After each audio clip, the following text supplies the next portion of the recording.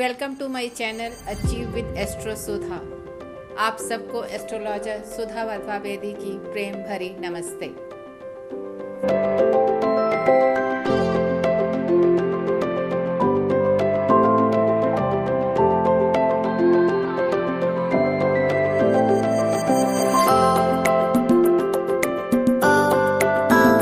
अक्सर हमने ये देखा है कि पेरेंट्स को ये कंप्लेंट होती है कि उनके बच्चे पढ़ाई अच्छे से नहीं कर पा रहे हैं या वैसा परफॉर्म नहीं कर पा रहे हैं जैसा कि वो मेहनत करते हैं या जितनी उनकी एक्सपेक्टेशंस होती हैं या जो सरवाइव करने के लिए जो आज की डेट का कंपटीशन है उसके लिए वो उस लेवल तक नहीं आ पाते हैं। तो हम ये आज समझने की कोशिश करेंगे कि क्या क्या कारण हो सकते हैं जिसके कारण कोई बच्चा अच्छे से पढ़ाई के अंदर परफॉर्म नहीं कर रहा है, और फिर उसके लिए क्या एस्ट्रोलॉजिकली कौन से प्लैनेट रिस्पॉन्सिबल हो सकते हैं, कौन सा हाउस रिस्पॉन्सिबल हो सकता है जिसके कारण आपको ये प्रॉब्लम आ रही है, और एट लास्ट हम क्या रेमेडीज कर सकते हैं टू ओवरकम दीज प्रॉब्लम्स। अब आपने ये देखा कि बच्चा पढ़ाई अच्छे से नहीं कर पा रहा, उसके लिए हम ये देख सकते हैं कि क्या बच्चा मतलब जानता है लेकिन उसकी कम्युनिकेशन स्किल्स नहीं है, वो अपनी बात को अच्छे से प्रेजेंट नहीं कर पाता, जब भी कोई ऐसी चीज़ मतलब वो घबराता है कि मैं बोलूँगा तो गलत तो नहीं होगा कुछ भी जो मैं बता रहा हूँ, तो कुछ ऐसी उसकी सोच होती है कि वो कम्युनिकेट ठीक से नहीं कर पाता अपनी बात को, जो वो जानता भी है लेकिन वो बता नहीं पाता। फिर दूसरी जगह पे हम ये देखते हैं कि कई जगह पे बच्चे बहुत ज़्यादा पढ़ाई के नाम से टेंशन में आ जाते हैं, बहुत डरते हैं, एकदम से नेगेटिविटी उनकी शुरू हो जाती है, एक कॉम्पिटिटिव उनको नज़र आने लगता है और वो उस कंपटीशन से डरने लग जाते हैं और फिर वो पढ़ाई लिखाई उस समय नहीं कर पाते ठीक से। कई बारी हम ये देखते हैं बच्चों को कि बच्चों की जो ग्रास्पिंग पावर है वो बहुत कम है, जो उन्हें पढ़ाया जाता है वो अपने दिमाग में रख नहीं पाते, रिटेंशन उनकी बहुत कम है, लेकिन जो जैसे पढ़ाया गया उसको कैसे अप्लाई करना है किसी चीज़ के लिए वो भी उनके लिए पॉसिबल नहीं हो पाता।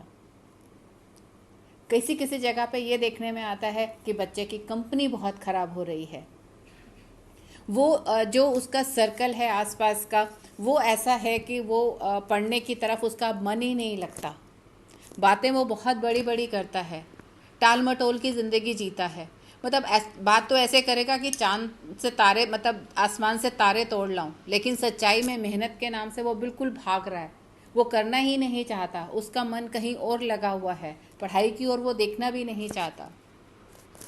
लेकिन कुछ बच्चे ऐसे हैं जो मेहनत तो करते हैं, बहुत हार्ड वर्क करते हैं, लेकिन उनको रिजल्ट नहीं मिलता। कई ऐसे हैं कि मेहनत के नाम पे डरते हैं, एक्स्ट्रा एफर्ट की बात करी जाए तो उनको लगता है कि उनके सिर पे किसी ने मनों का बोझ रख दिया हो। तो हम ये देखेंगे कि क्या चीज़ें हैं जो इस चीज़ को इफ़ेक्ट कर रही हैं। अब हमने पहली बात करी कि बच्चा जानता है लेकिन कम्युनिकेट नहीं कर पाता, अपनी बात को बता नहीं पाता, ठीक से समझा नहीं पाता, समझ तो रहा है, उसको आंसर भी मालूम है लेकिन वो उसे प्रेजेंट नहीं कर पाता। इसका मतलब कि उसके हॉरोस्कोप के अंदर जो सेकंड हाउस है, हाउस ऑफ कम्युनिकेशन है, स्पीच है या मरकरी है जो कि कारक है, ये जो प्लैनेट्स हैं उसका हाउस का लॉर्डशिप सेकंड का एंड देन द कारक, ये प्लैनेट्स एफ्लिक्टेड हैं उसके हॉरोस्कोप के अंदर, जिसके कारण जो उसकी कम्युनिकेशन स्किल्स हैं वो बहुत ज़्यादा ख़राब हैं। समझ आने के बावजूद वो बिल्कुल भी अच्छे से अपने आप को प्रेजेंट नहीं कर पाता। फिर दूसरा हमने देखा कि वो हर समय टेंशन में आ जाता है, यह डरता है, डिप्रेशंस में आता है, नेगेटिविटी के अंदर जाता है। यहाँ पे उसका मून बहुत ज़्यादा वीक है। मून आपका माइंड है, जब मून एफ्लिक्टेड होता है किसी भी हॉरोस्कोप के अंदर तो वो बहुत ज़्यादा नेगेटिविटी, लो या एक डिप्रेशंस, तो मतलब वो हर चीज़ से डरता है, कंपटीशन से डरता है, उसको हर जगह पे एक ना लॉन्ग उसके अंदर एक मतलब गलत चीज़ नज़र आती है, उसको वो पॉजिटिविटी नहीं दिखती कि कल को ये ऐसे हो सकता है, वो हमेशा एक नेगेटिव पिक्चर ही लेता है लाइफ के अंदर, जिसके कारण इस डर के अंदर उसके रिजल्ट्स, उसकी समझ कहीं पे भी नहीं हो पाती है। उसके बाद है कि ग्रास्पिंग पावर नहीं है, रिटेंशंस नहीं है, then the role of Jupiter comes. कि जुपिटर जो है वो आपको इस तरह की समझ जो है बहुत मतलब जल्दी से समझ आ जाना, आपको नॉलेज देना, ये सारे काम जो हैं आपका जुपिटर करता है। तो जब आप किसी भी हॉरोस्कोप के अंदर उसका जुपिटर एफ्लिक्टेड है, नहीं है ठीक, उस केस के अंदर बच्चे को बात ठीक से जल्दी से समझ नहीं आती, वो अपने दिमाग में चीज़ों को रोक नहीं पाता, उसकी रिटेंशन होती ही नहीं है। तो यहाँ पे जब आपके वीक जुपिटर के कारण ये प्रॉब्लम्स वो फेस होने लग जाती हैं। फिर आता है कि आपकी कंपनी बच्चे की खराब हो रही है, अपनी कंपनी के कारण उसका मन भटक रहा है यहाँ वहाँ, वो सपने बड़े बड़े देख रहा है लेकिन नहीं कुछ कर पा रहा। तो आपका जो माइंड है, आपका 5th हाउस है, वो आपका राहु से एफ्लिक्टेड है। इसका मतलब राहु का बहुत ज़्यादा असर है आपके दिमाग के ऊपर। राहु आपको इल्यूशंस देता है, कन्फ्यूशंस देता है, आपको लगता है आप तो पता नहीं कहाँ के राजा बन जाएंगे, आप तो आसमान से तारे तोड़ लेंगे, लेकिन सच्चाई के अंदर होता यह है कि आप मेहनत करते ही नहीं हैं, आप सिर्फ सपनों में जीते हैं और सपनों के अंदर ही रह जाते हैं और कहीं तक नहीं पहुँच पाते हैं। इसके बाद आपका है, आप मेहनत का रिजल्ट्स नहीं आ रहे हैं, मेहनत करते हैं लेकिन काम बनता नहीं है, मेहनत के नाम से डरने भी लग जाते हैं बहुत ज़्यादा।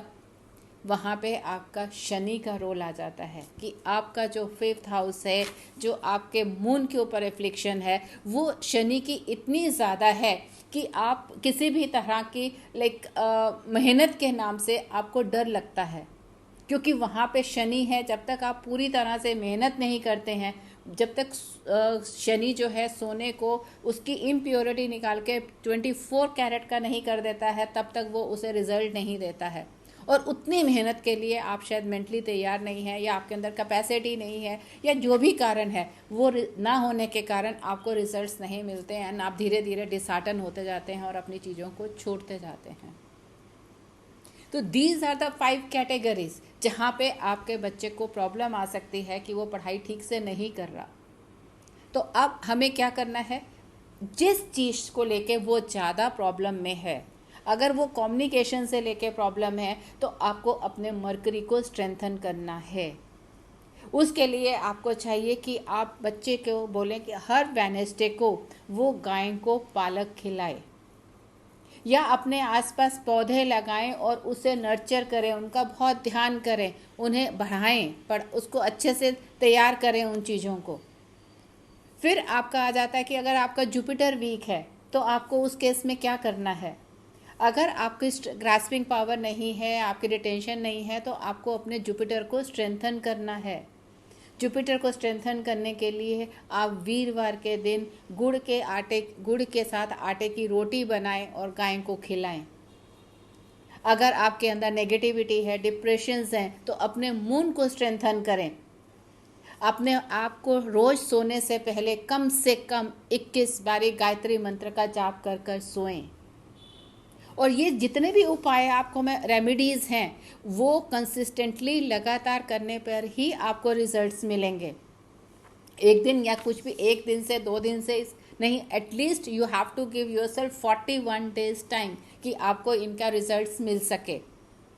अगर आपके ऊपर किसी बुरी कंपनी का असर है, आपके फ्रेंड सर्कल खराब है, तो आपके ऊपर राहु का इफेक्ट आ रहा है। Feed the dogs for 41 days.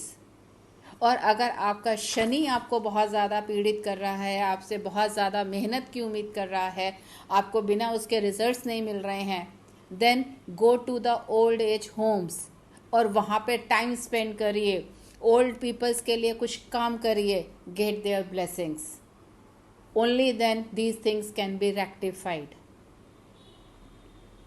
अगर आपको ये चैनल पसंद आया हो तो इसे लाइक करें, शेयर करें एंड सब्सक्राइब करें।